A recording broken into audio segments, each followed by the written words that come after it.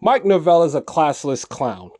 So Florida just beat Florida State 31-11, and Mike Norvell incites a scuffle between the players post game because he got upset that Florida was planting their flag in FSU's on FSU's logo afterwards. But if I remember correctly, when Florida State beat Florida the previous 2 years in 22 and 23, what did FSU players do? Oh yeah, that's right. They ran around the football field holding up a gator head, saying, "Yeah, we got the gator head." So now when Florida has an opportunity to celebrate on you guys, you have a problem with it? If you had the, you should have had that. If you would have had that much energy about your and that pride about your program, you wouldn't have let it fall to 2-10 in the first place. So now all of a sudden, when you're on the losing end of a rivalry with Florida, now you want to now you're saying you want to fight. You didn't try to fight Miami. You didn't try to fight Miami, and they ran the score up on you at the end of that game. They scored a final touch. They scored a touchdown on you with less than a minute left to go up 36-14. Why didn't you do that then? Why didn't you try to fight them then? Where was the fight in your football program throughout the entire year for you to go 10-2-10? Because your players, see, I've given Billy Napier my criticisms and some of which I still stand by, but his players never quit on him. Your players, Mark Norvell, did quit on you. They quit on you in the SMU game. They quit on you in the North Carolina game. They quit on you in the Notre Dame game. And quite frankly, they gave up on the program well before today. Because now that your season is over officially, I mean your season's been over since you went up 8-0 over Georgia Tech, but now that your season is officially over, they're going to be leaving. So now the best players that you have from this team is now going to be gone, and you think hiring Gus Malzahn to be your offensive coordinator is going to change anything?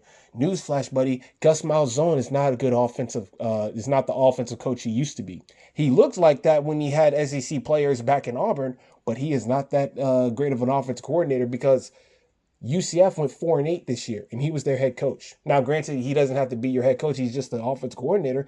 But it's not going to change anything for you, and it's not going to change anything for you for the fact that because you can't recruit. All this energy that you had towards Billy Napier and the players afterwards, why didn't you have that energy? Why don't you have that energy on the recruiting trail? Why don't you have that energy throughout the season? Darren Meir, everybody and their grandmama beat Florida State this year, but you wanted to try to fight Florida. Boy, that's real something. But anyways, now that I got that out the way, Florida wins this game 31-11. Not the most cleanest, not the cleanest and efficient game that Florida has played, especially when you compare them to how they performed their last 2 weeks against LSU and Ole Miss. You know, they were not good on third down. I think they were like, what was it, 4 of 11 on third down. The offense was not good. DJ Lagway had by far his worst performance of the entire year. And I'm talking about as a starter at least. I'm not talking about when he came in and had to play in and out with Graham Mertz. So when he had to come in backup duty because Graham Mertz got hurt against Miami, he did not play in this game well at all. Florida did not play this game. Did not play well at all. They had more penalties than FSU did, but of course, because you're playing a 2-10 football team, you don't have to play the cleanest football in the nation in order to beat them. Because Florida obviously didn't play that well tonight, but they won by 20 points. I was hoping for a 21-point victory, but the defense did what they were supposed to do. They swarmed and harassed Luke Kromenhoek. That's how you say his name, Luke Kromenhoek, the whole game. Got like 8 sacks, had 5 takeaways. Well, 4 takeaways, 1 on special teams. They stripped the ball out of his hands several times, and they could have had a couple of more takeaways if they had recovered a couple of more fumbles that the FSU had made, and they would have walked away with this game with 7 giveaways. So, Cam Jackson got hurt on the first play of the game overall, but he came back and had a monster game. He ended his Gator tenure the right way, terrorizing FSU, being in their backfield along with Tyreek Sapp, along with George Gums. Those 3 guys played well tonight. Jack Pyburn got a strip sack. It was a real good game. You saw Miles Graham make a couple of plays on defense as well. Special teams, they recovered a muff punt by Florida State. The run game for Florida was as good as it needed to be. Macho Johnson, shout out to him, went over the 3,000-yard scrimmage mark with a big 65-yard touchdown. He was 1 yard away from a 100 rushing yard game. I wish he would have gotten that. But you know what? Overall, just happy for the guys. Happy for Billy Napier. You know, he got 7-5 record. He got his first winning record. Got his first victory against Florida State.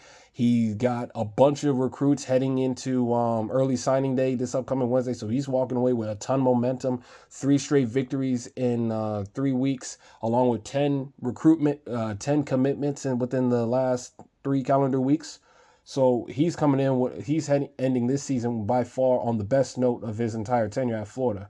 You know, first year was 6-4, had a chance to end the season 8-4, but lost his final 3 games, including the bowl game to Oregon State. The last year started 5-2, lost every game of the year afterwards. This year started off bad, but ended it on a 6-3 stretch, winning 6 of his last 9 games, winning the last 3 games. 2 of which were ranked opponents. Another one was your in-state rival. He got his first victory over Kentucky this year. Was shut up the UCF fans, and this is also his first time winning 2 road games, because he beat Mississippi State earlier this year, and he just beat Florida State tonight. So a lot of good things, and he got 4 SEC wins. So a lot of good things done for Billy Napier. It was a tumultuous start, but it ended good. It ended great for Florida this year.